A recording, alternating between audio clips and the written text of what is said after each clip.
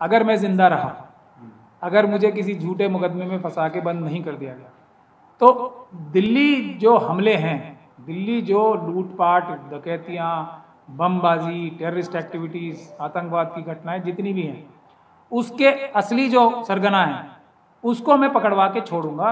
दुनिया की कोई ताकत मुझे रोक नहीं सकती। एक महमूद प्राचा मरेगा तो 1000 और पैदा होंगे। भारत का संविधान जो बाबा साहब डॉक्टर भीमराव अम्बेडकर ने लिखा है वो इतना कमजोर नहीं है।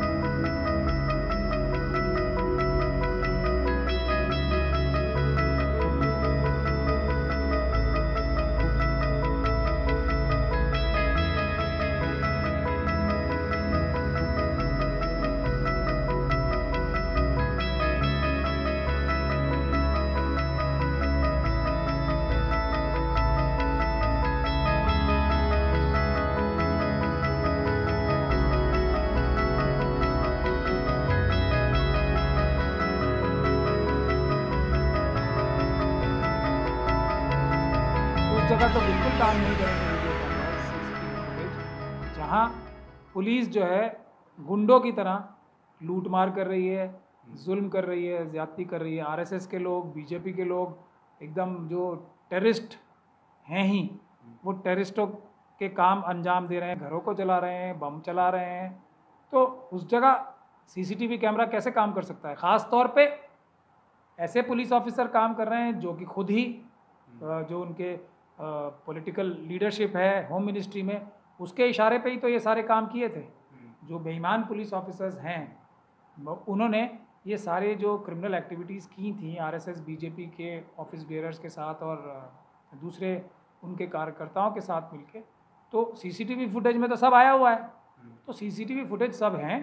अगर कोई सही इन्वेस्टिगेटिंग एजेंसी कोर्ट द्वारा मॉनिटर्ड अगर होगी, कोर्ट उसको मॉनिटर कर रही होगी, तो ये सारे के सारे लोग तो पकड़े जाएंगे। सीसीटीवी फुटेज तो बिल्कुल काम नहीं करेगी। इसलिए बिल्कुल निश्चिंत रहें, जब तक ये पुलिस है कोई भी सीसीटीवी फुटेज वो वाली काम नहीं करेगी जिसमें पुलिस के लोग नज़र आ रहे हैं बम चलाते हुए, गोली चलाते हुए और आग लगाते हुए, लूटमार करते हुए। आरएसएस के लोग नज़र आ रहे हैं, बीजेपी के लोग नज़र आ रहे हैं। ऐसी कोई भी सीसीटीवी फुटेज कभी ना तो काम करती हुई मिलेगी, ना वैसे ही।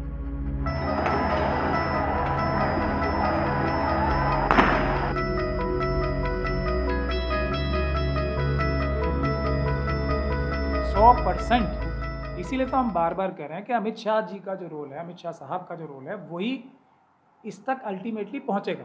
ये सारी चीज़ें उसी तरफ पॉइंट आउट कर रहे हैं। मैंने आपको अभी कहा ना, सारी सीसीटीवी कैमरा वही ख़राब होंगे, वही नहीं काम कर रहे होंगे जिसमें पुलिस, आरएसएस और बीजेपी के लोग नज़र आ रहे हैं। उसके बावजूद भी देखिए आप, उसके बावजूद भी आरएसएस के लोग पकड़े जा रहे हैं, उसके बावजूद भी बीजेपी कितना छुपाएंगे, कितना दबाएंगे, कितना उसको ज़मीन की 7 तहों में भी छुपाएंगे तो हम लोग निकाल लाएंगे। फिक्र मत करें, भारत का संविधान इतना ताकतवर है कि वो 7 तहों में से भी निकाल लाएगा। भारत का कानून इतना मजबूत है, वो निकाल लाएगा। कितना भी हमारे कोर्ट कॉम्प्रोमाइज़ हो गए हों, कितना भी हमारी हालात ख़राब हों, लेकिन फिर भी संविधान में, बाबा साहब डॉक्टर भीमराव अम्बेडकर के संविधान में इतनी ताकत है कि कमज़ोरों को न्याय दिलवाने की ताकत मौजूद है। मैं बिल्कुल इसमें उनकी बात को गलत नहीं मानता हूँ। अगर मैं ज़िंदा रहा, अगर मुझे किसी झूठे मुकदमे में फंसा के बंद नहीं कर दिया गया, तो दिल्ली जो हमले हैं, दिल्ली जो लूटपाट, डकैतियाँ, बमबाजी, टेररिस्ट एक्टिविटीज़, आतंकवाद की घटनाएं जितनी भी हैं, उसके असली जो सरगना है उसको मैं पकड़वा के छोड़ूंगा।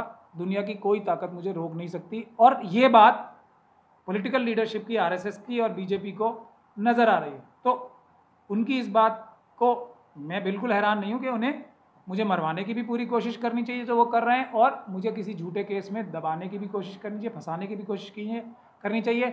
डराने धमकाने की तो बात अब बहुत पीछे रह गई है, वो सब तो वो करके थक चुके हैं, तो उनसे कोई फ़ायदा नहीं हो रहा। लेकिन उनको ये समझना चाहिए, एक महमूद प्राचा मरेगा तो 1000 और पैदा होंगे। भारत का संविधान जो बाबा साहब डॉक्टर भीमराव अम्बेडकर ने लिखा है वो इतना कमज़ोर नहीं है, और अम्बेडकरवादी इतने कमज़ोर नहीं है कि मनुवादियों की किसी भी ताकत से दब जाएंगे। तो बिल्कुल निश्चिंत रहे हमारे देश की जनता, हम किसी भी हालत में गुनहगारों को दिल्ली दंगों के, दिल्ली हमलों के नहीं छोड़ेंगे। भारत के संविधान से उन सबको जेल भिजवाने का काम करेंगे, उन सबको फांसी चढ़वाने का काम हम करेंगे अदालतों से, कोर्ट से, कलम से, शांतिपूर्ण।